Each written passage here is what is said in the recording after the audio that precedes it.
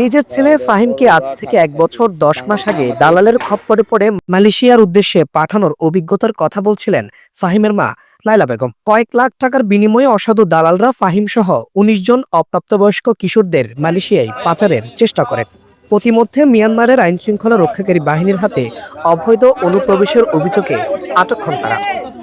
দালালে খেঙ্গুরি ফুয়ারে বিরে এখন হব খেং লৈ যাই দে মালয়েশিয়া যাবি বলে হয় ফুয়ারে দালালে গলা ফেলাই। ওরা বলছে ৫ লাখ টাকা দিলে মালয়েশিয়া ঢুকাই দিবে, আর না দিলে নাকি ঢুকাইবে না, এরকম বলে নিয়ে গেছিল। মিয়ানমার কর্তৃপক্ষের সঙ্গে আলোচনার মাধ্যমে এবং তাদের বাংলাদেশি নাগরিকত্ব যাচাইয়ের পর বাংলাদেশি দূতাবাস তাদের প্রত্যাবাসনের ব্যবস্থা করে।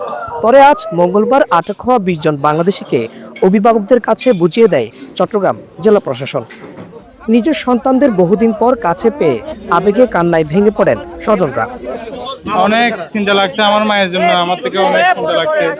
আজকে মাকে পেয়ে বাসে যাই পরিবারের সাথে থাকবো আমি ২ বছর পরে। আজকে অনেক খুশি লাগতেছে, দেশের মাটির জন্য অনেক পেট ফুটছে আমার। জান যখন আছে হনো ৩ ভাই মাস আয় করি আর ফানা ফাইন দেওয়াল্লা দেশত আর ফানা ফাইন ফেলা মগজ দেশত তো এন হয় জরুরি মশালা চাই হয়তো আল্লাহ দুই আরে দিলে ফাইন নদিলে না।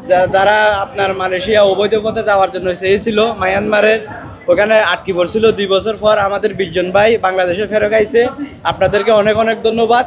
অসাধু দালাল চক্র বিভিন্ন চাকরির প্রলোভন দেখিয়ে এসব যুবকদের পাচার করার চেষ্টা করে মালয়েশিয়ার উদ্দেশ্যে।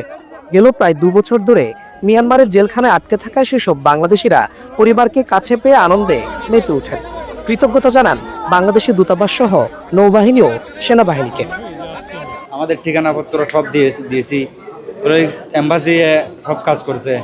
এম্বাসি কাজ করার পরও আমরা বাংলাদেশ নৌবাহিনীর কাছে তুলে দিয়েছি। স্যার নৌবাহিনী আমাদের খুব সুন্দর এখানে আনা হয়েছে। স্যার বলে কথা বলে আমাদেরকে বাইর করছে, বাইরের থেকে বাইর করার পর আমরা রাজমিস্ত্রির কাজের জন্য চলে গেছি। চলে যাওয়ার পর আমাদেরকে আটকাই হয়েছে রুমের একটা বড় একটা রুমের মধ্যে নিয়ে আটকাই হয়েছে। আটকার পর আমাদেরকে কি মালয়েশিয়া যাওয়ার জন্য কি বাংলাদেশ নৌবাহিনীকে অনেক অনেক ধন্যবাদ যে ওরা ওখানে যাওয়ার পরে আমাদেরকে ওদের হাতে তুলে দিছে। জানাবো এম্বাসিকে, দ্বিতীয় করে আমাদের সেনাবাহিনীকে জানাবো, নৌবাহিনী যায় ওদের আল্লাহর উসিলা আমাদেরকে উদ্ধার করে নিয়ে আনছে। দেশে আসে আমাদেরকে অনেক খুশি লাগছে, মা বাবার কাছে দেখছে তারা আবার প্রচুর খুশি হয়েছে। ইতিমধ্যে আমাদের যে ফর্মালিটিগুলো আছে চলে আসার পরে আপনার তাদের যে ইমিগ্রেশনের যে বিষয়গুলো আছে সেগুলো যাচাই বাছাই করা হয়। তাদের স্বাস্থ্য পরীক্ষার বিষয়টি ছিল সেটা নিশ্চিত করা হয়।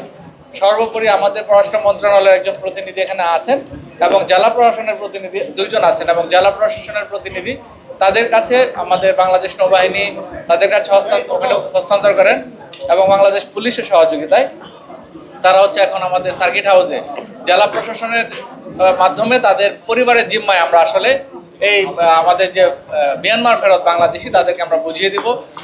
গেল রোববার ১৩ এপ্রিল বাংলাদেশ নৌবাহিনীর মিয়ানমারের উদ্দেশ্যে ত্রাণ পাঠানো সেই জাহাজে করে চট্টগ্রামের উদ্দেশ্যে যাত্রা শুরু করেছিলেন মিয়ানমারে বন্দী থাকা এসব বাংলাদেশি। সাজাদ হুসাইন, বাংলাদেশ টাইমস, চট্টগ্রাম।